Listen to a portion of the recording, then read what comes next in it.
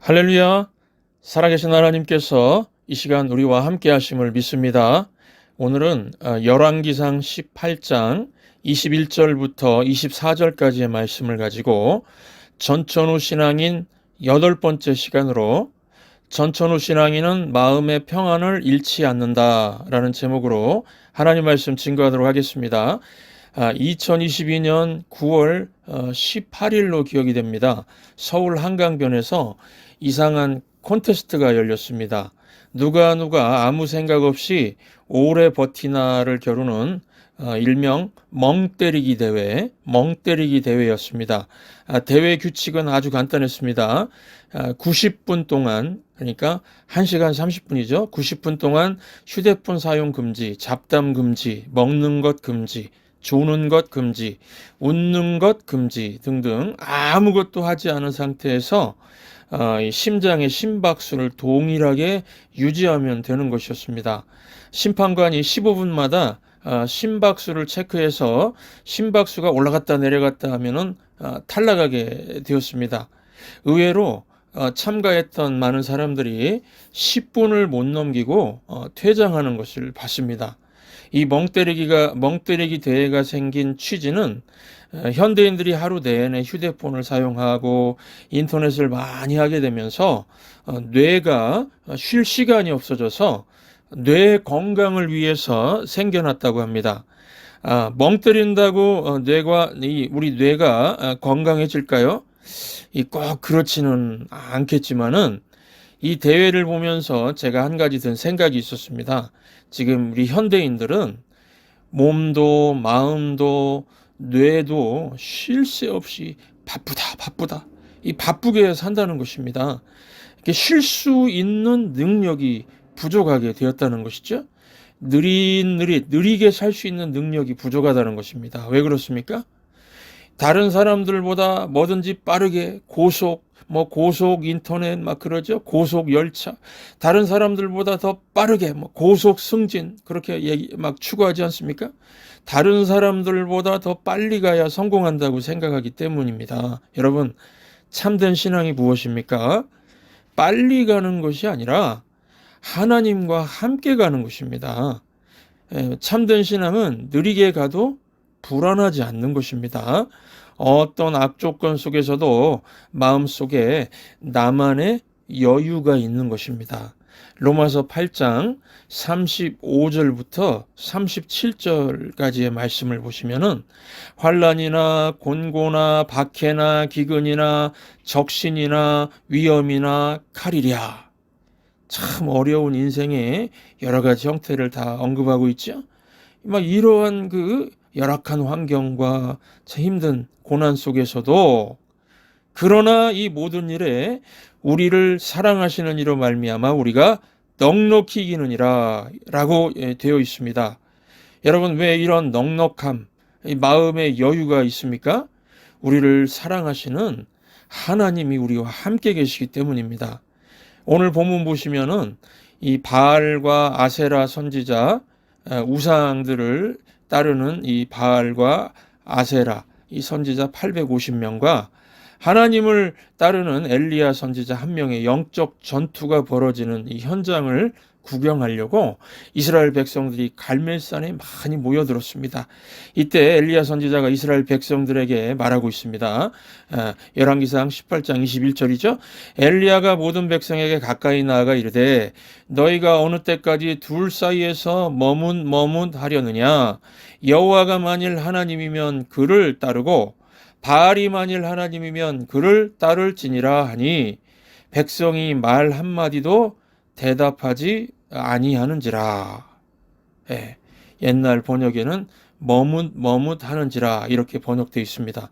여러분, 왜 백성이 하나님과 우상 사이에서 이렇게 머뭇거렸던 왜 그랬을까요? 이유가 무엇입니까?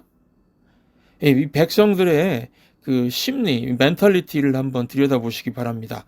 하나님도 믿고 바알도 믿고 그런 마음이죠. 이스라엘 백성들은 하나님이면 하나님, 바알이면 바알 둘 중에 한쪽으로 소속하지 않고 딱 중간지대입니다. 즉 신앙의 회색지대에 머물러 있었다는 것입니다. 왜 이 회색지대에 있었을까요? 하나님이 주시는 유익도 얻고 바알이 주는 유익도 얻겠다는 그런 마음 때문입니다. 이 현대인에게 적용하자면은 뭐 세상적인 재미도 누리고 또 하나님의 축복과 구원도 누리고 이런 마음이라는 것이죠. 당시에 이 바알 우상은 농사의 신, 풍요의 신이라고 하니까 이 좋은 거 아니냐 이렇게 생각하고 바알도 믿어보자는 마음이 있었다는 것이고, 하나님은 또 가장 크고 위대한 센 신이니까 또 믿어서 빨리 성공하고, 예, 이 빨리 행복하고 이런 마음이 있었다는 것입니다. 여러분, 이스라엘 백성이 지금 이 두 가지를 다 이렇게 붙들려고 하면서 이 회색지대에 서 있는 이 모습을 제대로 된 신앙의 모습이라고 말할 수 있습니까? 그렇지 않습니다. 예수님께서는 마태복음 6장 24절에서 두 주인을 섬길 수 없다고 명확히 말씀을 하셨습니다. 믿음의 본질, 사랑의 본질, 충성의 본질은 한쪽에 집중하는 것 아닙니까? 반쪽은 이쪽, 반쪽은 저쪽, 이렇게 나누어질 수 있는 게 없는 것입니다. 믿음, 사랑, 충성 다 그렇죠. 그래서 여러분, 절대로 하나님에 대한 믿음, 사랑, 충성과 우상 따르는 것과 이 두 주인을 섬길 수가 없다는 것입니다. 우리가 두 주인을 섬기는지 아닌지 어떻게 그러면 알 수가 있습니까? 만약에요, 저에게 이 성도 한 분이 찾아와서, 목사님, 저는 신앙이 불완전합니다. 저는 회색 신앙에 머물러 있는 것 같습니다. 이렇게 저에게 말을 했다고 한번 생각해 보십시오. 그 사람에게 제가 어떻게 그렇게 잘 알고 계십니까? 맞습니다, 성도님. 성도님이 말씀하신 그대로입니다. 제가 만약에 이렇게 말하면은 그분이 어떻게 반응할까요? 그분 본인은 겸손하게 그렇게 얘기했더라도, 목사인 제가 틀림없습니다, 성도님은 그런 사람입니다 라고 말하면은 기분 나빠할 것입니다. 저를 아마 이상하게 쳐다볼 것입니다. 이게 무슨 말씀인가 하면은, 실제로는 대부분의 사람들이 자기 자신이 회색 신앙인이라고 인정하지 않는다는 것입니다. 그러면은 내 신앙이 회색 신앙인지 아닌지 어떻게 알 수 있을까요? 그 회색 신앙의 특징이 있습니다. 회색 신앙의 특징을 보면 알 수가 있습니다. 첫 번째, 그러면 회색 신앙의 특징이 무엇입니까? 첫째, 항상 분주하다는 것입니다. 항상 마음이 분주합니다. 여러분, 하나님도 섬기고 세상도 섬기고 우상도 섬기겠다는 사람들 보면은 하나님을 믿는 것이 불안정하기 때문에 자꾸만 자기 힘으로 무엇인가를 하려고 합니다. 하나님을 믿긴 믿지만은 조력자로서의 하나님을 믿는 것이고 내가 다 해야 한다고 생각을 합니다. 이런 사람들 보면은 마음이 급하죠. 눈에 보이는 것에 지나치게 집착하고 매달립니다. 이유가 무엇입니까? 이번 기회가 오지 않으면, 이번 기회 놓치면은 다시는 오지 않을 것이라는 그런 조급한 마음, 생각 때문입니다. 그래서 이리 뛰고 저리 뛰고 하는데 실제로 얻는 것은 없다는 것이죠. 또 이런 사람들 보면은 사람들 말에 아주 예민합니다. 사람들은요, 보통 생각 없이 말을 쉽게 할 때가 있지 않습니까? 어떤 것에 대해서 정확한 정보와 근거도 없이 말을 할 때가 있습니다. 그런데 그런 사람들의 말 한마디를 듣고서 며칠 동안 잠도 못 자는 사람, 그런 사람이 있죠? 왜 그렇습니까? 너무 민감해서 그렇습니다. 그 말에 너무 예민해서 그렇습니다. 구약 성경에 나오는 이 사울왕은 너무 예민한 사람이었습니다. 사무엘상 18장 7절부터 9절 보시면, 여인들이 뛰놀며 창화하여 가로되, 이 창화, 노래했다는 것입니다. 사울의 죽인 자는 천천히요 다윗은 만만히로다 한지라. 사울이 이 말에 불쾌하여 심히 노하여 가로되, 다윗에게는 만만을 돌리고 내게는 천천만 돌리니 그의 더 얻을 것이 나라밖에 무엇이냐 하고 그날 후로 사울이 다윗을 주목하였더라. 여러분 보십시오. 사울왕 예민하지 않습니까? 당시 사울은 왕이었고 다윗은 승리 한 번 한 젊은이였습니다. 여자들이 과장법을 써서 한 노래가 사울은 천천 다윗은 만만이었습니다. 원래 노래 가사는 좀 극적인 표현이 있지 않습니까? 예, 사실 여인들의 말도 정답이 아니었습니다. 다윗이 만만을 죽인 게 아니라 하나님이 전쟁을 승리로 이끄신 것이죠. 그런데 사울왕은 여자들의 노래 하나를 쉽게 잊지를 못했습니다. 왜 그랬을까요? 사울의 신앙이 참된 신앙이 아니고 회색 신앙이었기 때문입니다. 진짜 신앙인이면요, 여자들의 노래 하나에 크게 신경 쓰지 않았을 겁니다. 뭐 여자들 노래가 저렇게 들리는구나. 하나님이 이기게 하신 거지.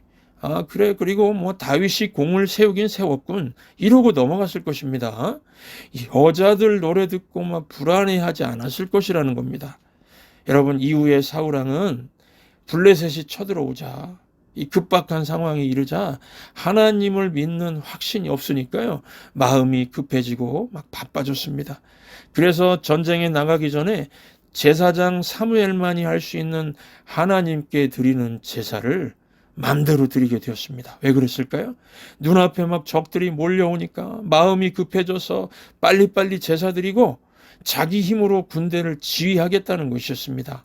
하나님은 조력자이고 자기가 왕으로서 다 해야 한다고 생각했기 때문에 그런 행동을 하게 되었다는 것입니다. 여러분, 이 일로 사울은 하나님께 버림을 받게 되고요, 전쟁에 패하고 전쟁터에서 전사하게 되었습니다. 보십시오. 사람들 말에 민감하고 마음이 급해져서 바쁘게 이리 뛰고 저리 뛴다고 일이 되는 게 아니었습니다. 도리어 비참하게 죽게 되지 않습니까? 여러분, 지금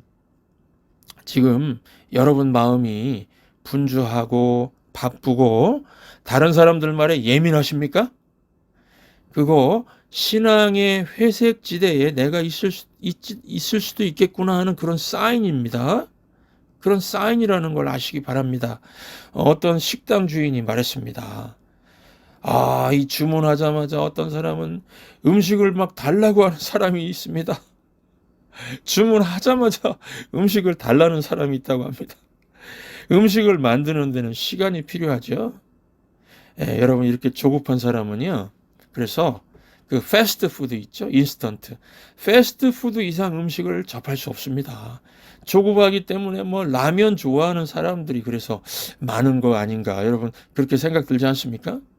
또 여러분, 조급한 사람은 기다리지 못하고 정해놓은 시간 안에 어떤 결과든 얻으려고 합니다. 그래서 매사에 조급하면은 인생의 상당 부분을 아마도 가짜로 채우게 될 것입니다. 그러지 않겠습니까? 조급해서 그냥 막 정해놓은 시간에 뭐든 하려고 하니까요, 가짜로 채울 가능성이 아주 많습니다. 예를 들면은 살다 보면은 외로울 때가 있지 않습니까? 남자든 여자든 외로울 때가 있습니다.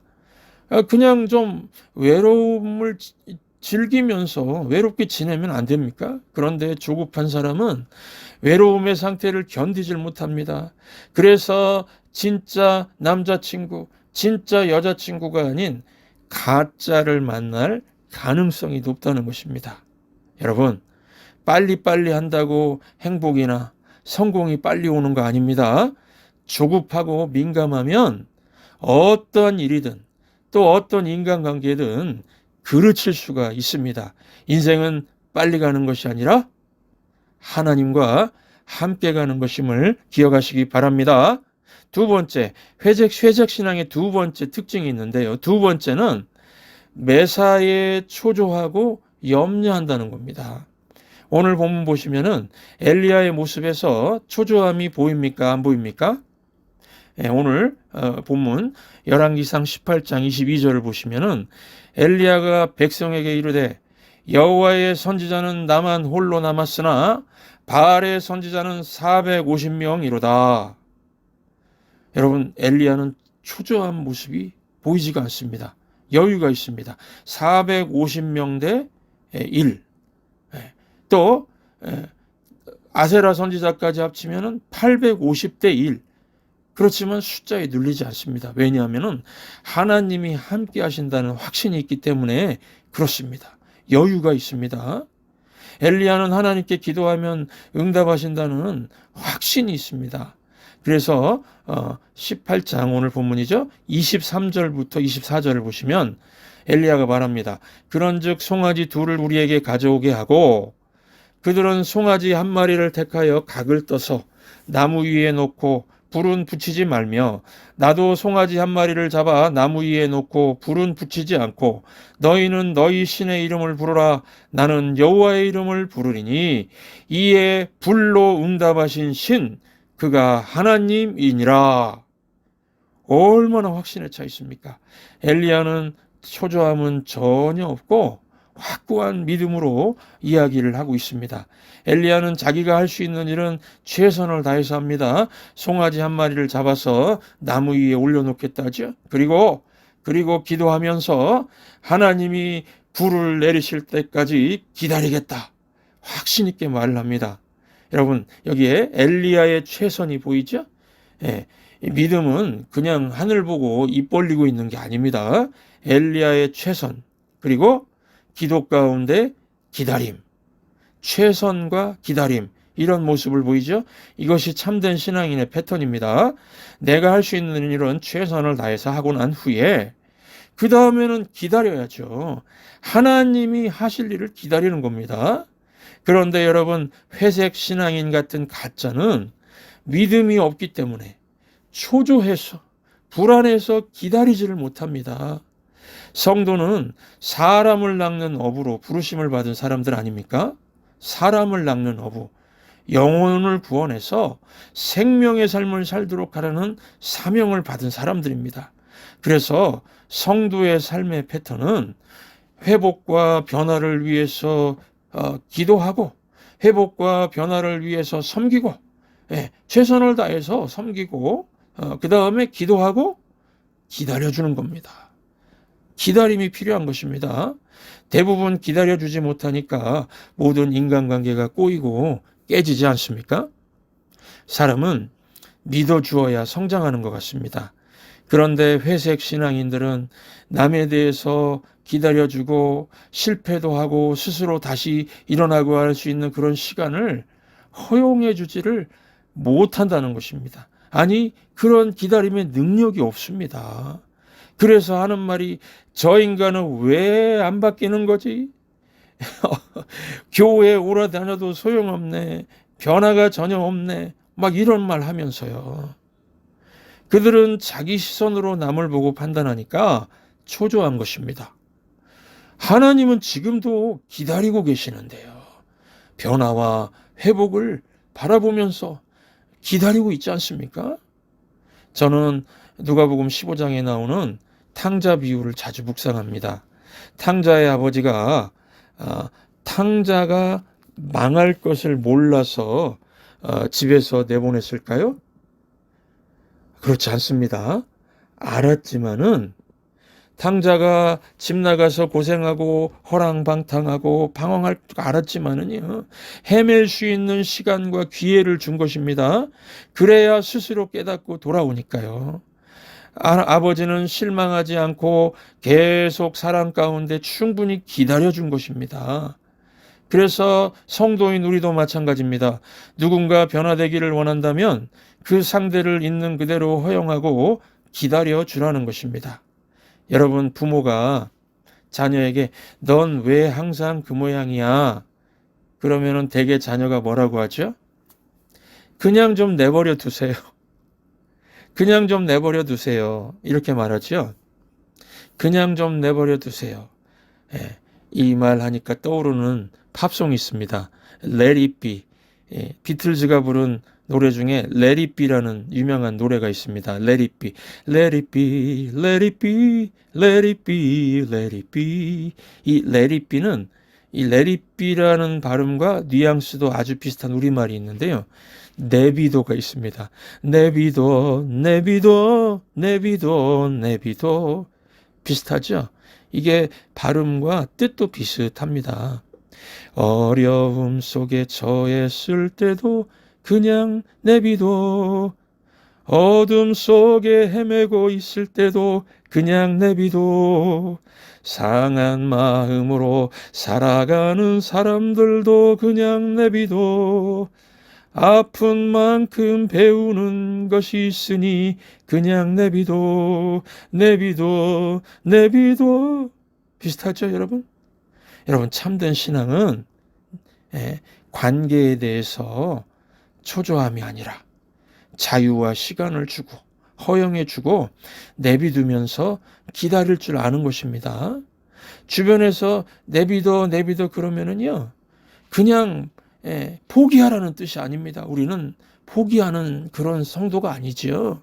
우리는 최선을 다해서 섬기고 그 다음에 하나님 앞에 기도하고 또 기다림의 능력을 하나님께 구하면서 기다려주는 것입니다. 그래서 이 회색신앙인의 특징 두 번째, 초조하고 불안하다. 그러나 참된 신앙은 기다림의 능력이 있다. 기억하시기 바랍니다. 그러면 진짜 결론적으로 진짜 신앙의 특징이 무엇인가? 오늘 설교 제목처럼 여러분, 진짜 신앙인, 전천후 신앙인은 마음속의 평안을 잃지 않는다는 것입니다. 앞에서 살핀 회색 신앙의 특징 두 가지, 이 분주함, 초조함의 뿌리는요, 결국 불신앙입니다. 하나님 믿고 의지하는 것이 아니라 내 판단을 믿고 의지하니까 삶의 모습이 어떻습니까? 사람들만에 흔들리고요, 초조하고 마음이 분주해져서 이리 뛰고 저리 뛰고 하지만 열매가 없습니다. 여러분, 시편 1편 보시면은 3절 4절 말씀입니다.